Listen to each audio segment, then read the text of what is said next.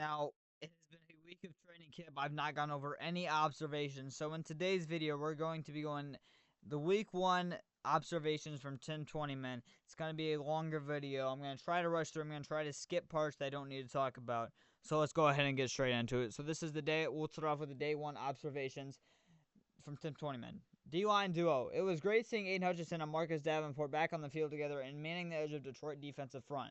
Davenport only played 2 games last year because of injury, and Hutchinson was lost week 6 to a broken leg. That kept him out the rest of the season. The Lions felt like that duo, along with Derek Barnes and others, could have a huge impact on Detroit Lions' pressure and sack numbers in 2025. Hutchinson looked particularly good Sunday in an unpadded practice to begin camp, and Hutchinson's looked phenomenal throughout training camp so far from what I've heard. He's arguably looking better than what he did last year. O-line order. Expect a lot of moving parts throughout training camp along Detroit's interior offensive line as they try to replace 2 stars along the interior. The first group with first-team offense was Dan Skipper, Christian Mahogany, Tate Ratledge, Graham Glasgow, and Panay Sewell, along with left tackle Taylor Decker, who started camp on the PUP list. Glasgow also worked in at center along with the first team. Players are expected to move all over as the coaches try to find the best 5-man combination. And fun drill. This is my 17th training camp. You can skip that part. Big year. Third year tight end Sam Laporta had a terrific spring and picked up right where they left off on Sunday's practice. The first play of the team period was a big completion over the middle from quarterback Jared Goff to Laporta.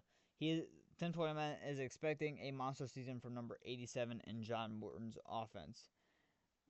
And catch of the day. Speaking of big plays in the pass game, the catch of the day was hauled by veteran wide receiver Tim Patrick, who went up and over slot cornerback Amik Robertson for a big catch on the right sideline. Tim Patrick, who's 6'5", 210, has a significant size advantage over Robertson, who's only 5'9", 183, and used it on the particular play. Stepping right in, Detroit's first 2 draft picks back in April, Tyreek Williams and Tate Ratledge, looked to have big rules right out of the gate for the Lions. Ratledge was getting reps at center for the first-team offense, and Williams was paired with DJ Reader, a defensive tackle with the first-team defense. Veteran Lee McNeil isn't expected back until possibly November, but Brad Holmes did come on some radio show and did say McNeil is well ahead of schedule, and he's probably going to return during October, which is good. So Williams could have a big role early for Detroit defense. Very well will, especially with Levi being out for the year now. Backup quarterback. Today it was Kyle Allen taking reps with the second-team offense behind Jared Goff. That will likely rotate every day, which has typically been the case for competing backup quarterbacks in Dan Campbell's tenure. It will be an interesting competition to watch throughout camp. Allen has made 19 career starts and has more touchdowns, 26, than interceptions, 21, over a 7-year career. Hendon Hooker has the better arm and ability to create plays with his legs, which is why I think Hendon Hooker will win the backup quarterback job, but you never know. And practice injury, second-year cornerback Ennis Rakestraw, who left practice early, is being evaluated for a chest injury. He only had a chest contusion, so that is great. Ennis Rakestraw actually is already back at practice, so we don't have to worry about that. So this is pretty good day 1 observations. And stuff changed a lot throughout the second day, so let's go ahead and pull up the day 2 observations while we're at it. Boom, right here. Day 2 observations from Tim Twentyman, and let's go ahead and start again. This is going to be a long video. I'm going to try to rush through it. Dominant performance. Veteran edge rusher Marcus Davenport was a beast at Lions practice Monday morning. Well, we heard this last year, so let's not get cocky with it here. It started in the first offense versus defensive team period when he walked a tight end back into the running backs for no gain. 2 plays later, he flushed quarterback Jared Goff out of the pocket in what probably would have been a sack if the quarterback was alive to tackle. Later, he beat All-Pro right tackle Panay Sewell for a sack on team period. Now, that is great. Davenport was the best player on the field for the Lions on Monday. It's good to see him back and making an impact after missing nearly all of last season due to injury. That is great news, but again, we also heard that last year. Defensive gains. It's not often you see a defensive dominant a 7-on-7 period, but that was the case Monday for the first-team defense against Goff and the first-team offense. Veteran cornerback Amik Robertson got things started with a terrific read on a quick pass out to the right to a recorded tackle for loss. Second-year cornerback Tiernan Arnold had a nice play knocking a ball away from tight end Brock Wright. Linebacker Jack Campbell had sticky coverage over the middle on 1 rep to force an interception. Now, that's great as well. Now, opportunity knocks. Linebacker Alex Anzalone has not practiced the first couple of days. Now, he is back at training camp, but the first couple of days he did not practice because of a hamstring injury, reportedly from Dan Campbell, even though I don't think that's the reason why.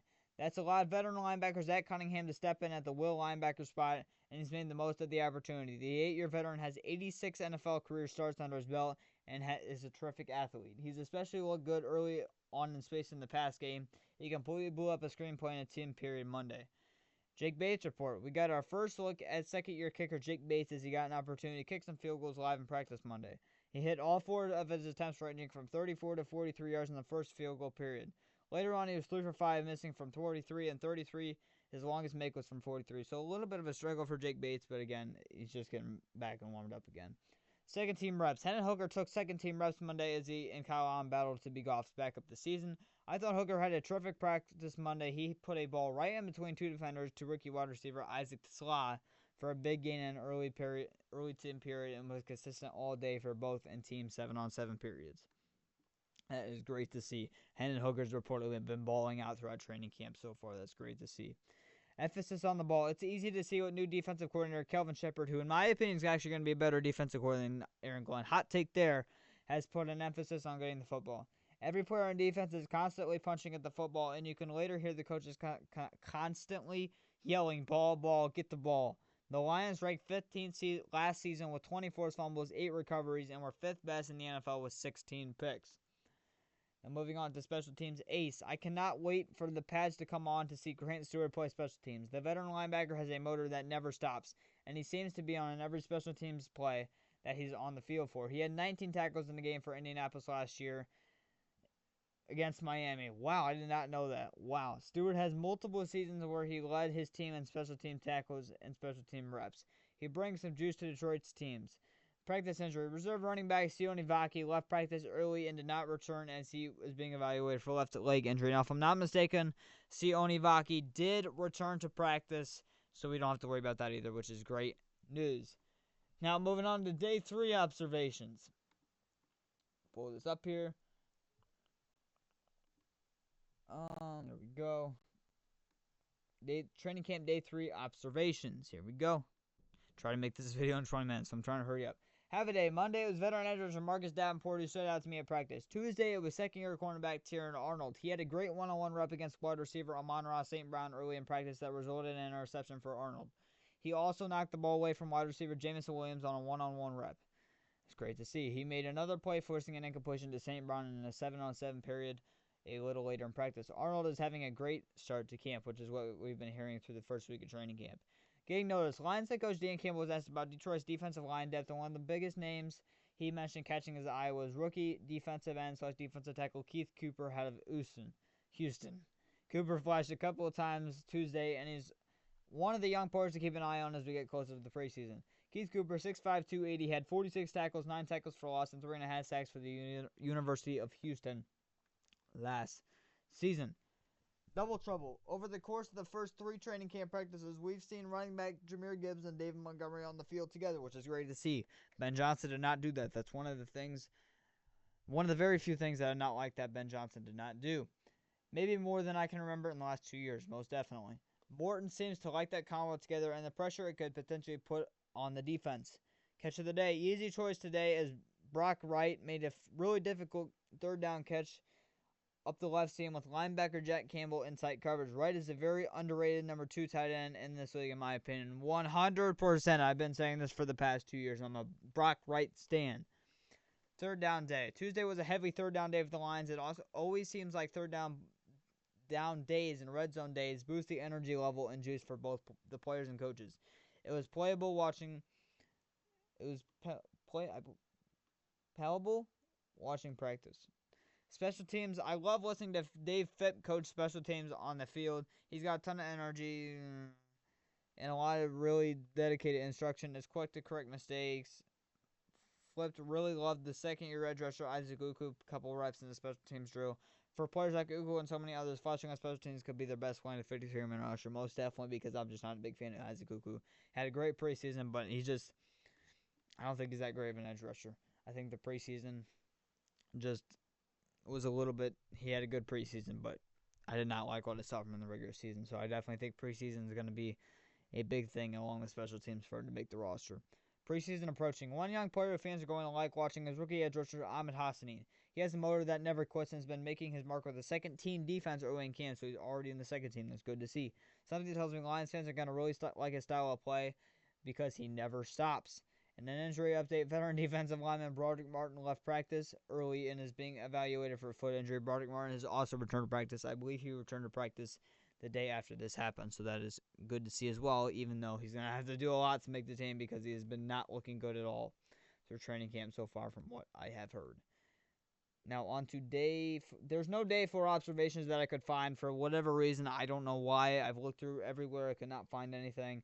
So we're just going to go ahead and skip to day 5, unfortunately. But fortunate for you guys because this video will be a lot shorter then. Now moving on to day 5. Pads on. The first day of pads means the physicality ramps up.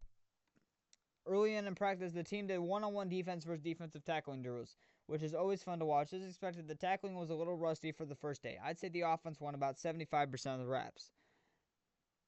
A couple of highlights for me were running back David Montgomery getting the better of linebacker Jack Campbell in an early rep, and then Campbell coming up strong and taking Montgomery down later in the drill. Wide receiver Jamison Williams got the better of cornerback Taron Arnold early, but then Williams later tried to run Arnold over late. The second-year cornerback was having none of it and dropped Williams straight down to the ground. Great to see. Taron Arnold, from the highlights we have seen and from what we've heard, has been balling out throughout training camp. That is great to see because he did have... I thought he was underrated last year. I really did. A lot of people gave him too much hate, but he still did not have a great year last year. Reps on air. It was interesting listening to offensive coordinator John Morton and quarterback Jared Goff run through plays and formations on air with the skill players early in practice Friday. Goff would call the play out and they'd line up, and Morton would call out the defensive coverage. Sometimes Goff would kill the play and go into another. If not, he'd snap it and point to each other of his readings in succession on Morton's call of the coverage they were seeing. It was fun watching a 10-year veteran who has seen every coverage the defense can throw at him go through the reads with such ease.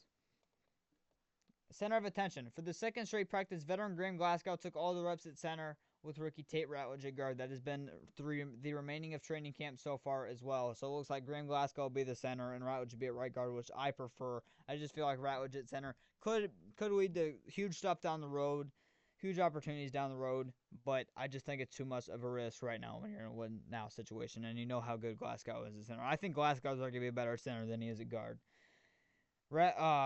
John Morton says, we're still going to work with Ratledge at center, but let's go ahead and do this and see what this looks like for a little bit. Excuse me, this was Dan Campbell, he said before practice Friday of Glasgow playing more center. Last 11 on 11 period. Practice ended with 11 on 11 team periods, with each team offense going against the respective defensive units as follows.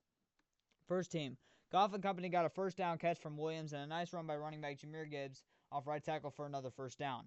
The defense eventually got off the field would have been an Aiden Hutchinson sack on a third down play if he was allowed to hit Goff.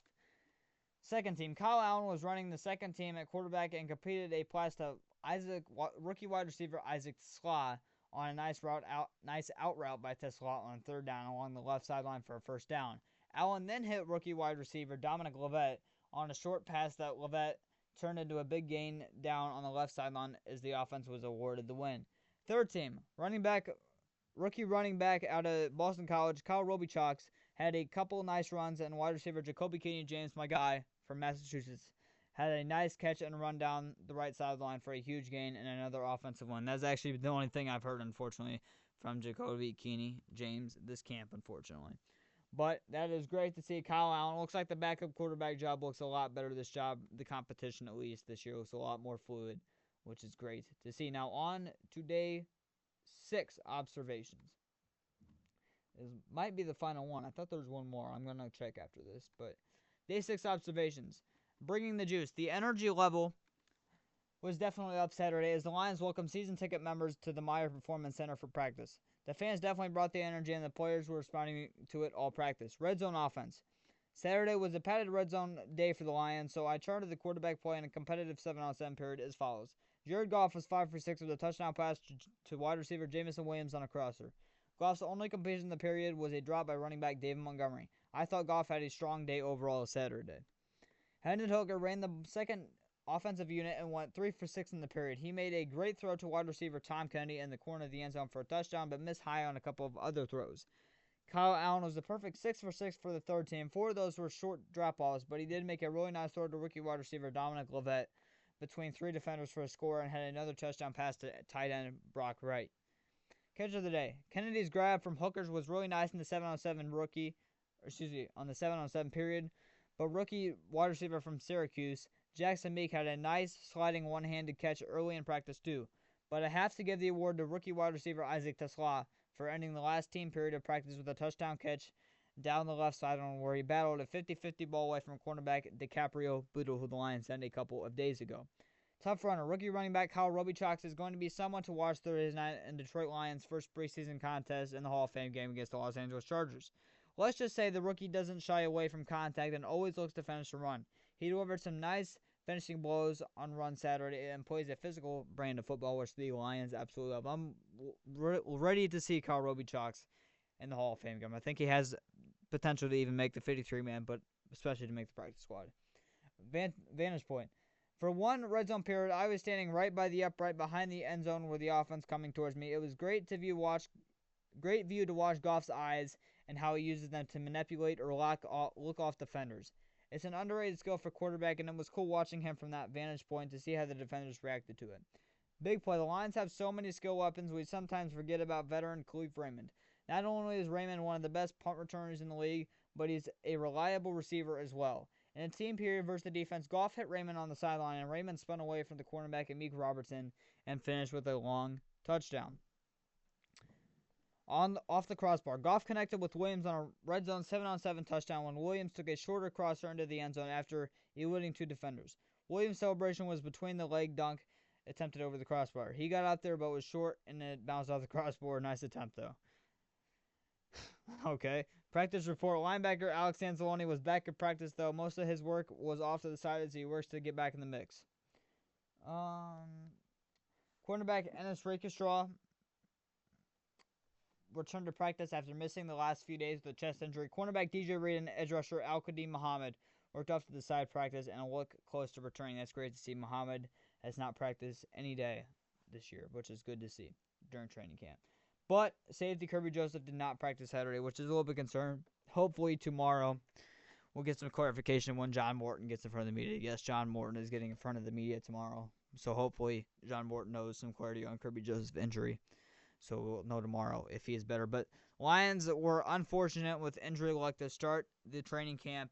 But most players did not have a serious injury. The only player that had a serious injury to start training camp was Levi. Obviously, he was out for the year with a torn ACL. And Miles Frazier also will be out until September or October, which is not good. But we never expected him really to start. It was kind of going to be a miracle if he was going to start the season as a starting guard for us. We always kind of viewed him as a backup. So, sucks for Miles Frazier, but everybody else seems to be returning, which is good, which is huge, actually, because we need that for the preseason and to stay healthy, unlike last year. But this is great, man. So, we'll go ahead and, since we did not have day 4 observations for whatever reason, we'll go ahead and look at Tim Twentyman's top 10 players who stood out for him during training camp so far throughout the first week. Now, this video is just going to be slightly over 20 minutes, but I think I paced it pretty well. His first player that stood out was edge rusher Marcus I Can't Stay Healthy Davenport. So, take a look at it. The veteran edge rusher is determined to prove he can stay healthy. It's never been about his talent, just his health. He's been dominant to start camp and could have a really productive season opposite Aiden Hutchinson if he can stay on the field. All right, number 2, Jahmyr Gibbs. Gibbs led the NFL with 20 touchdowns last season and gained nearly 2,000 scrimmage yards. But where he's really making an impact early in camp is in the passing game. John Morton is trying to get him in space in the passing game and has led to a big number of plays early in camp. I don't mind this, actually. Gibbs is such a threat in the receiving game, so I like to see him a little bit more this year. Number 3, Taron Arnold. The second-year cornerback has come into camp in great shape and has made a ton of plays early on. Defensive coordinator Kelvin Shepard said this is of Arnold recently. He's seeing it faster. He's feeling the routes faster. That's a guy I've already seen a leap in. That is great to see. He's been balling out so far throughout training camp from what I've been hearing. Number 4, tight end Sam Laporta. I think Laporta is poised for a huge season in John Morton's offense. He's been a constant playmaker the first week of practice and is clearly becoming a security blanket for quarterback Jared Goff. Great to see. Number 5, Aiden Hutchinson. Hutchinson has picked up right where he left off when he was leading the NFL in sacks and quarterback pressures before a season-ending leg injury week 6 last year. He's determined to have an all-pro season and has looked great storming off the edge early in camp. Even Kelvin Shepard said he almost looks better than last year, so that's great to see. Number 6, wide receiver Isaac TeSlaa. TeSlaa has been battling through some knee pain, but hasn't missed any reps because of it, and there's something to be said about his toughness. He's really popped off the last 2 days in padded practices. His size and speed combo could help him make an early impact. Number 7, Edge Isaac Uku. Uku is looking for a role on the Lions on the edge of Detroit's defensive front. I went back and looked through my notes of the first 6 practices, and there were 5 different occasions I jotted his number down as making an impact. Can he keep it up when the lights come on in the preseason? No. He did last year, but again, he was not good during the regular season, so let's see if he can do good during preseason as well and carry that over to the regular season.